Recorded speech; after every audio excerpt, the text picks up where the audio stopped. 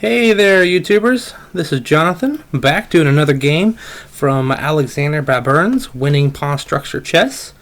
For those of you who've been following along, the last few videos have all been about sacrifices on h6 or some sort of a kingside attack evolving around an attack on h7 which forces h6 or g6.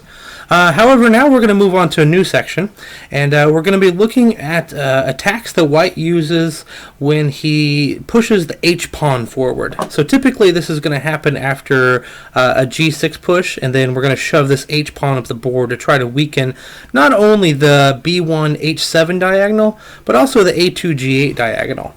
But I really hope that you guys have your tactical goggles on, because I know that I wear goggles whenever I calculate, because this is probably one of the most intensive games that I've done so far in terms of complicated variations. So let's get in and take a look here. So the game starts out as a Caro Kann, which has been a common guest in these videos here so far. So just going forward, the pan on Botvinnik with relatively standard moves. This is the absolute mainline move here with bishop b4. Bishop e7 is also common, and so is knight c6, but most common is this bishop b4 move. So with c takes d5, he's going to take back with the knight, and now bishop b2.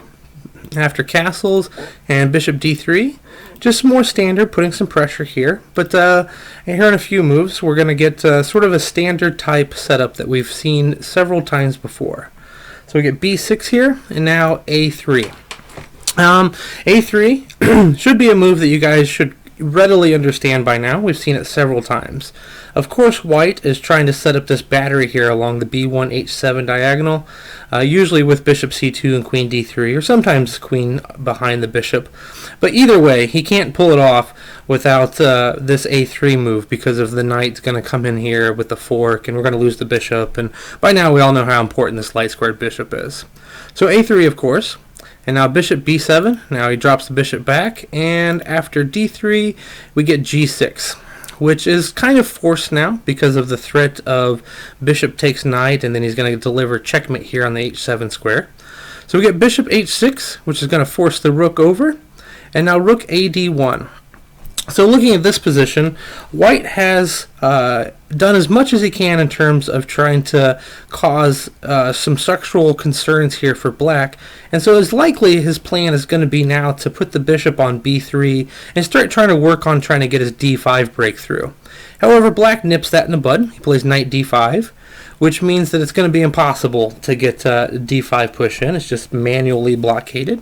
But if we notice now, the knight no longer on f6 is going to weaken these kingside just slightly. And so this encourages white to slam up with h4. His idea is pretty clear. He's just going to play h5, capture here, and then we have one less defender of this h6 square, which if we can somehow break this structure down, then this battery is going to become powerful once again. But already, if you're paying any attention, you notice that why can't black just take the pawn?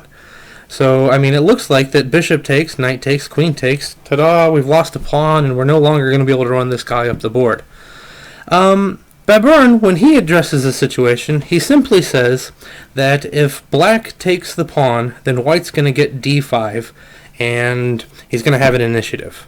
Which, I don't know about you, but that doesn't give me much comfort.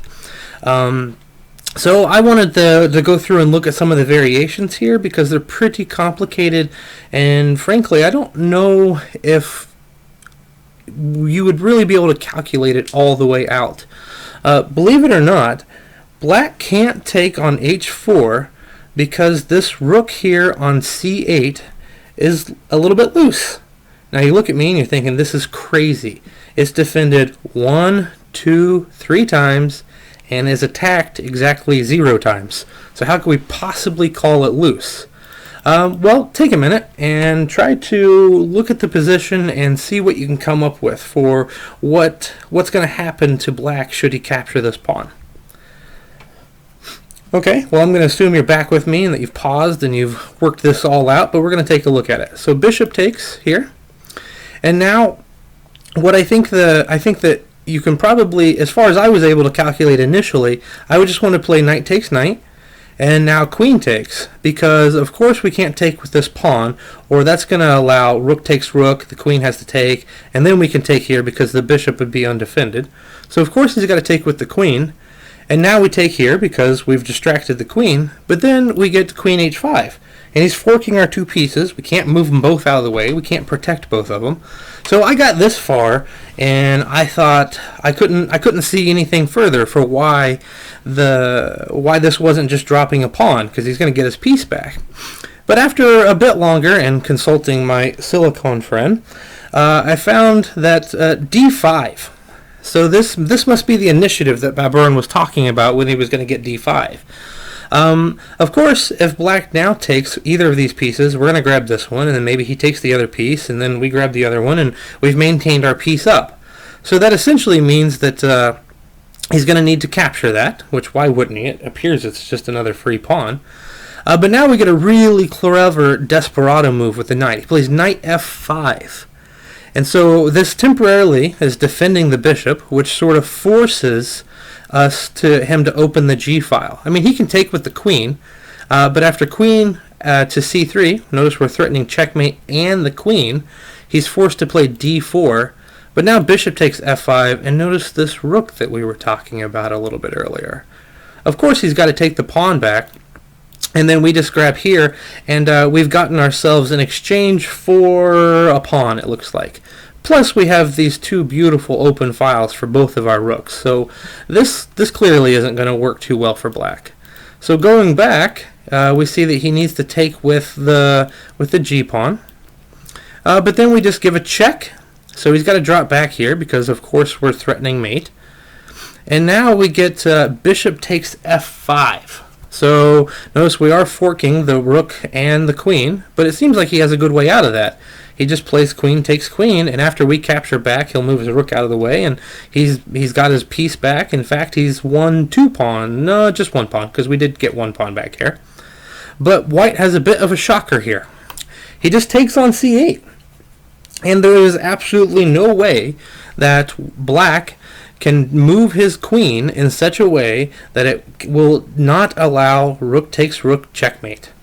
So what he's got to do is just capture the bishop, moving out of the way. In fact, he could capture our rook, but after rook takes rook, we're still threatening to play rook e8. Even if we're not capturing a rook, we're still threatening it.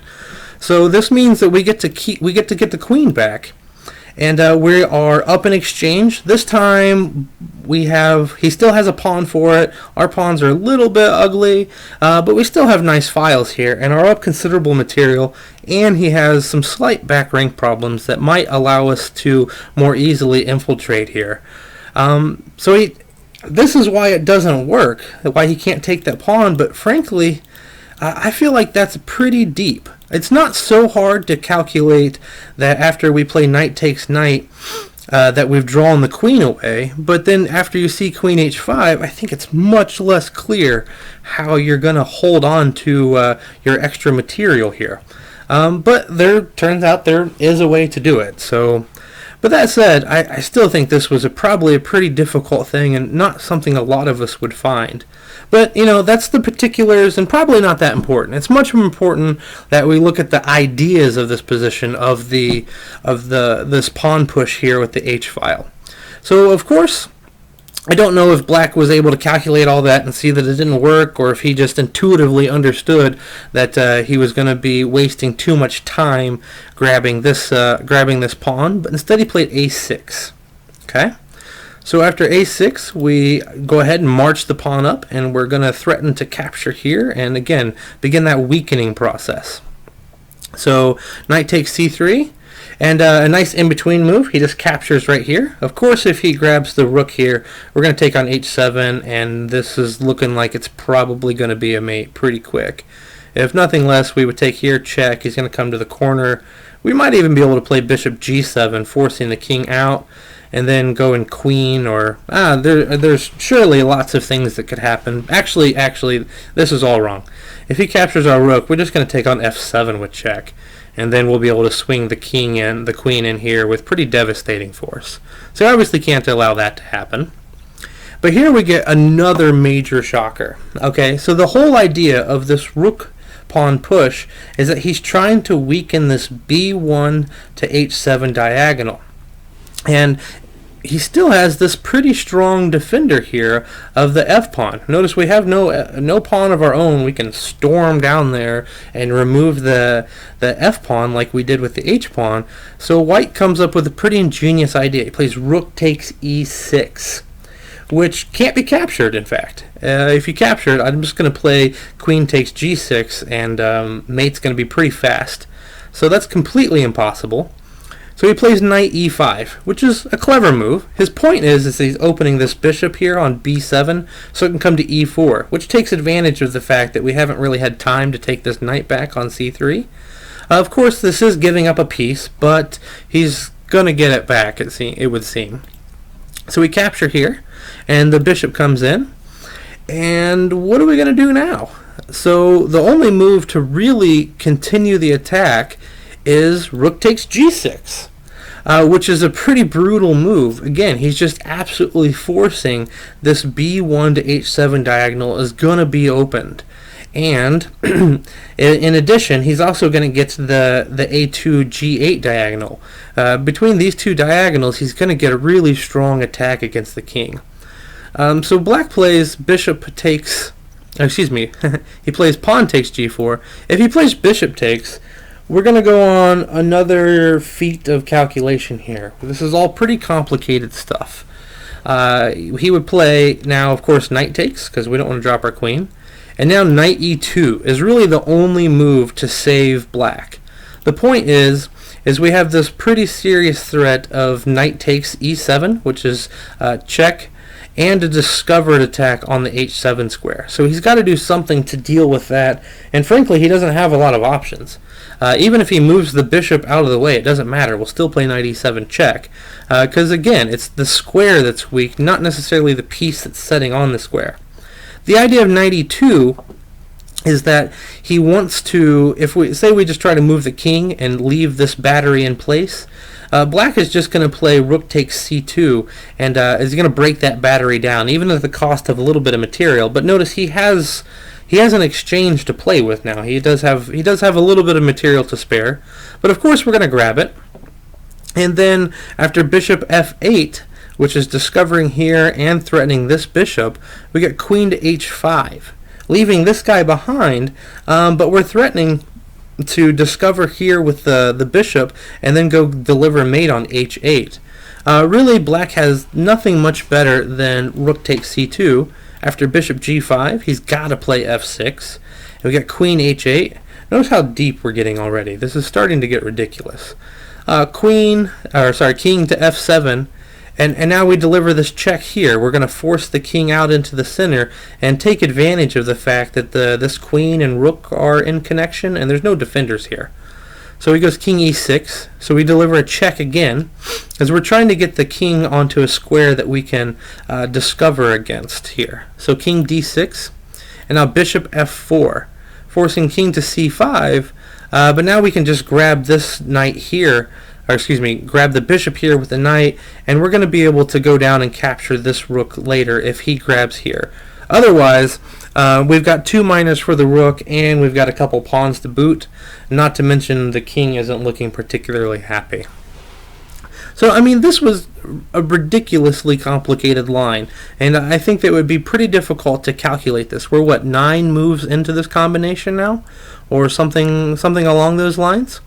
But along the way, I don't think you should be so afraid of realizing I have to calculate this all the way out.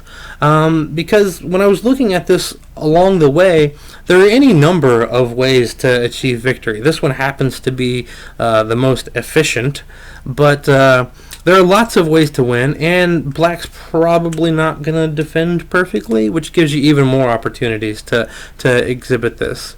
So, but I think this is one of those positions that you just would sort of intuitively see that you're going to be able to create lots of threats, and that black's probably not going to be able to handle them.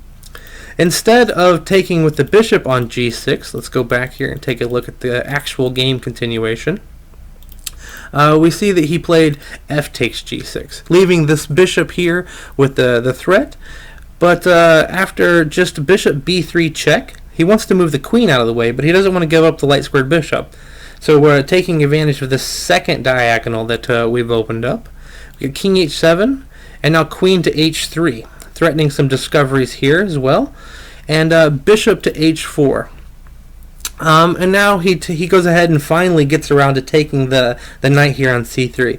Notice that this bishop's not really hanging. If he captures it, just knight f7 is going to pick up the queen. So the bishop's not hanging. And so we get rook c7, which is trying to defend that square. But after knight f7 anyway, we're going to get our exchange back. And if you notice now, after the material the white invested in his attack, we're back to even. We both have a rook, we both have a couple sets of bishops, and white has 2 extra pawns. So he's doing quite well. We can say that his attack has definitely succeeded. So bishop f5, trying to hit against the queen here. The queen drops back to maintain this threat here. Of course, now if he grabs our bishop, we'll take on f8 and probably not f8, e8. So if he plays like king takes, we'll take here, the queen takes, and then we take here, and we've won an exchange. So he's clearly not going to go for that. So instead he plays rook to e2, trying to create some threats here against our f2 square. But then just bishop e3, which is going to defend it and removes the bishop from harm. And he's going to go after the king drops. He just drops this back. So he's just really consolidating after his attack. Notice he's not really trying to create additional threats. He's just trying to make sure that everything is solid because he has 2 extra pawns. It's going to be pretty simple for him to try to convert that. But after rook c2, he has pretty serious problems. White's able to force resignation on the very next move. If you want to take a minute and see if you can figure out what it is, but if not, we're going to move forward. It's just queen f4. And there's no way to prevent queen h6 mate without just dumping lots of material. He's got to play something like bishop g5. We just capture it, he captures back, and we are up a piece. So that would just ends the attack, or sorry, ends any chances that black has of holding on. The position's too simplified. He's down too much material. It's just lights out. So really a very complicated game. I found these lines difficult to go through and try and understand and explain every idea behind all of the moves, but they're all there, okay? But the key idea is, let's go back and take a look here, because I think the actual tactical execution of these games is not nearly as important as the positional ideas and concepts. The point is, the reason why I believe that is that you're never going to get this exact position in a game, meaning that you're never going to have this exact tactical sequence. There's no point in memorizing all that. I think the point that you should really take a look at in this game is this idea of h4, h5 combined with this battery along the b1, h7 diagonal. So you're going to try to undermine that. So after this exchange here, we've taken away one defender of the at g6 square, and then after this second sacrifice, we have now, if he captures, we've taken away the second defender of the g6. So really what we're looking at here is games where you've had this h pawn is coming up to remove one defender of h6, and then we're going to try to sacrifice something on e6 to remove the other defender. And once you've achieved that, then your bishop and your battery here, and probably a remaining rook, sometimes it's a knight that gets sacrificed here instead of a rook, are all going to be able to join in the attack. If we notice that, yeah, this extra piece he has here is not going to help with the defense. This guy and this guy here, this rook, this queen, and even this rook are all sort of struggling to help defend the g6 square, which is really the key target that we're trying to attack. If we look, the only defender he has is f7. There's no other piece that does it. He has to sacrifice a piece back just to get something to that square to try to help the defense. And even then, it's too little too late. So, again, this was a pretty exciting game. And I think aside from just looking at the examples of the h4, h5, and then the sacrifice on e6, I think it's important this game illustrates that the way in which maybe you should try to study games is you look at sort of the overarching ideas, which the idea here, of course, being to knock out the defenders of the g6 square in order to open up this battery. more so than the exact specific tactical continuations. I went through and showed them because I think they're fun, I think they're interesting, and for me, they help me believe in the idea to see that it is followed through. But I think it's probably not that important to go through and look at all the crazy tactical variations, because honestly, you're not going to need those. What you're going to need is the general ideas, and then you're going to have to look at the concrete tactical situation in your own game when you play this over the board. And I think when you have that, you have enough, and you'll be able to play these ideas. So anyway, a really interesting game, really instructional. I hope that you guys enjoyed it. Make sure you like this video, leave a comment, and subscribe. I'll have new videos coming out every other day or so. So we're going to continue on this IQP train, and I'm probably soon going to start something on the King's Indian defense as well, from the white side, not the black side. People who play the black side of the King's Indian defense are evil, and they're not to be dealt with. So anyway, guys, hope you enjoyed it, and we'll talk to you later. Thanks a lot. Bye-bye.